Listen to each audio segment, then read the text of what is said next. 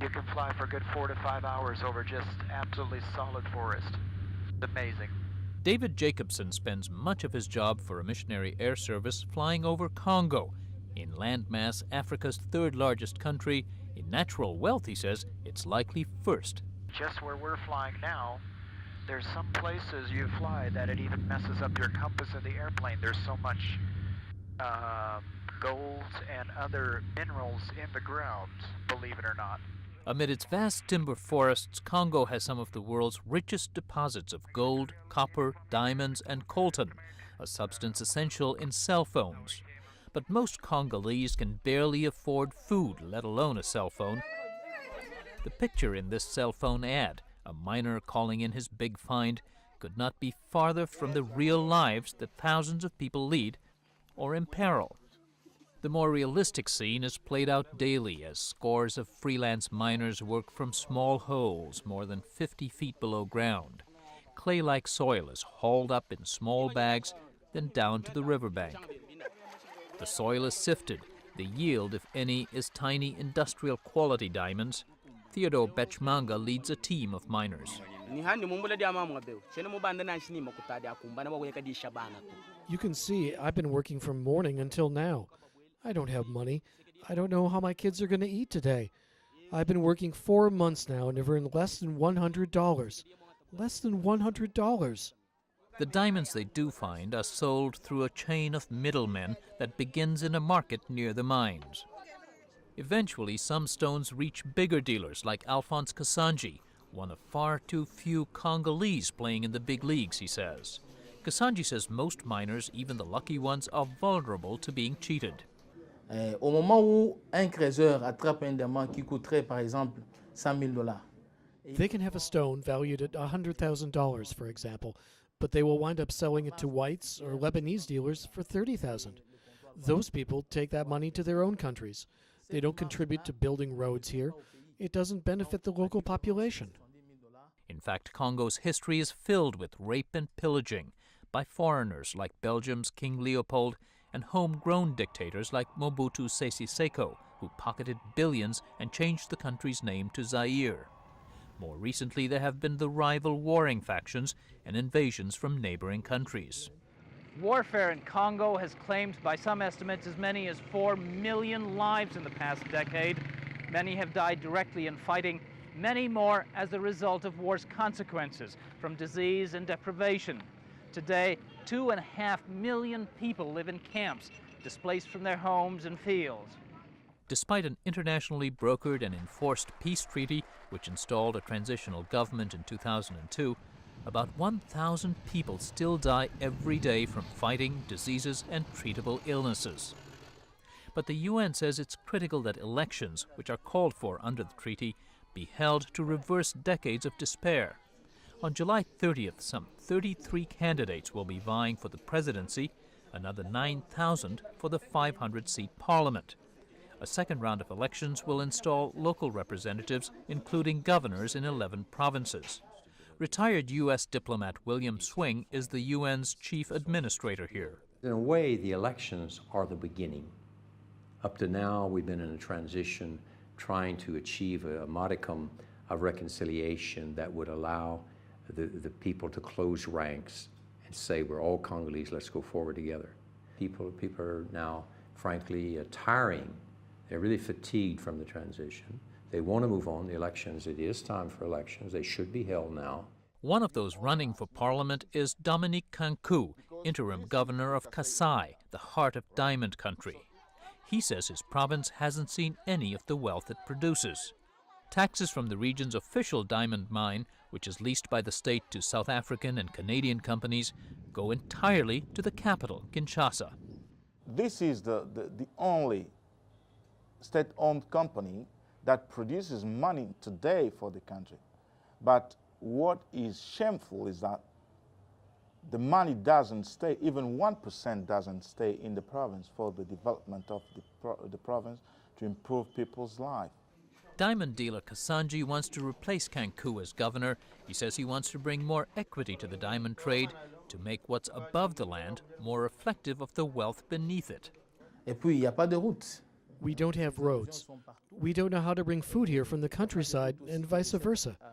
And the other issue, no jobs. 70% of the people are jobless. We need foreigners here, but we need them to invest so that people have decent jobs.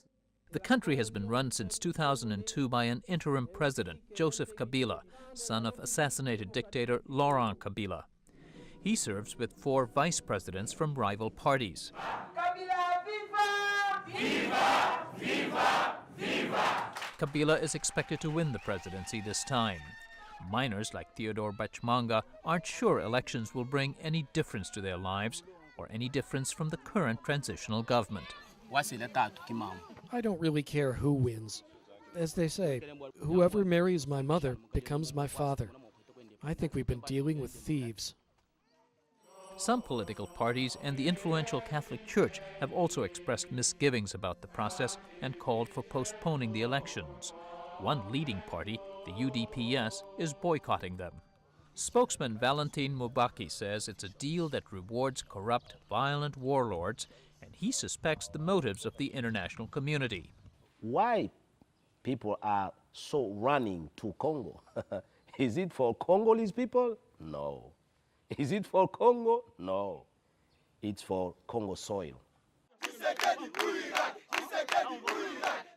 Tshisekedi or nothing, chant the UDPS supporters, invoking their leader, Etienne Tshisekedi, a Democrat long revered across the country.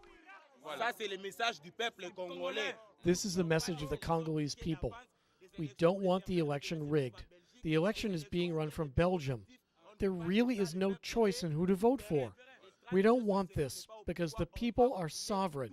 We're going to burn all you white people because you're doing this election without us.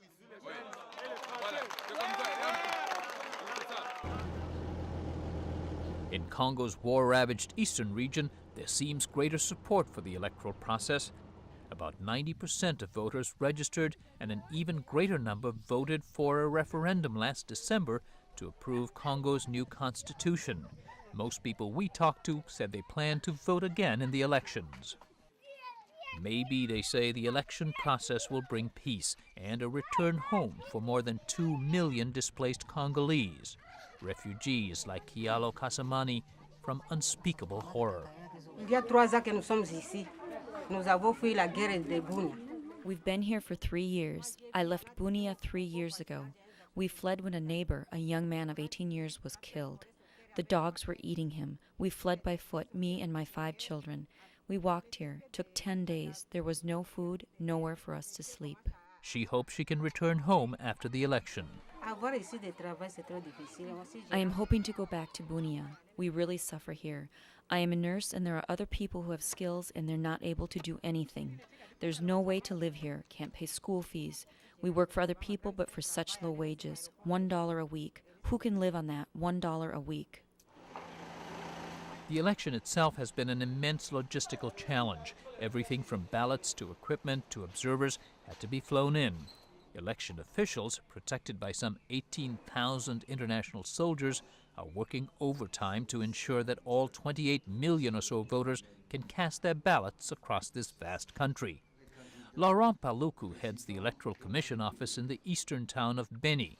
A recent car accident left bruises on his face. I don't want to play the prophet. I do have a lot of hope in these elections. For more than 45 years, we've had an illegal regime. I think personally that at least after the election, we will have designated people directly responsible for this country. We will have elected leaders, even if they're not good leaders. And I think that's a lot. But UN Chief Swing says the elections are just a beginning.